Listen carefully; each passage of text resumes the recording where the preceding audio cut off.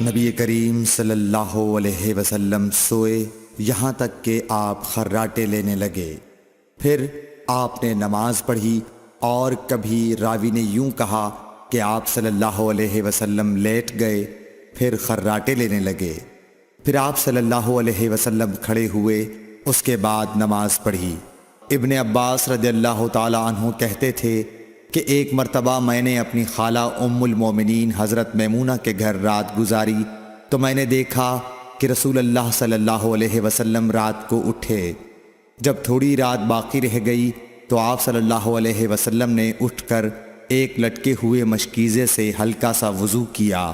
عمرو اس کا ہلکا پن اور معمولی ہونا بیان کرتے تھے، اور آپ کھڑے ہو کر نماز پڑھنے لگے تو میں نے بھی اسی طرح وضو کیا جس طرح آپ صلی اللہ علیہ وسلم نے کیا تھا، پھر آ کر آپ کے بائیں طرف کھڑا ہو گیا، اور کبھی سفیان نے ان یسارہ کے بجائے ان شمالہ کا لفظ کہا، مطلب دونوں کا ایک ہی ہے۔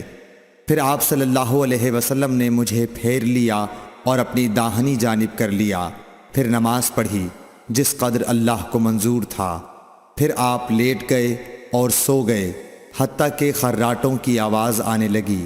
پھر آپ کی خدمت میں مؤذن حاضر ہوا اور اس نے آپ کو نماز کی اطلاع دی۔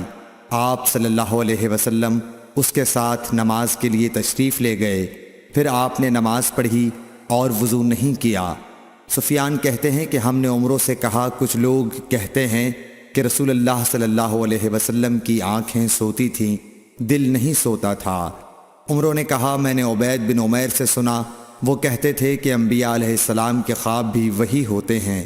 پھر قرآن کی یہ آیت پڑھی، میں خواب میں دیکھتا ہوں کہ میں تجھے ذبح کر رہا ہوں۔